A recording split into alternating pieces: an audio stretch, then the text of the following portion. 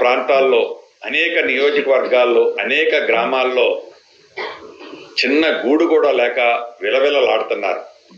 వాళ్ళందరికీ కూడా ఒకటే మీ ద్వారా తెలియజేస్తున్నాను, విడతల వారీగా అంటే ఈ రాబోయే 5 సంవత్సరాల్లోనే తెలంగాణ రాష్ట్రంలో ఇల్లు లేదు అనే, ఇల్లు కావాలి అనే వాళ్ళు లేకుండా ఉండే విధంగా ఈ ఇందిరమ్మ రాజ్యంలో ఒక ప్రణాళికలు తయారు చేస్తున్నాం.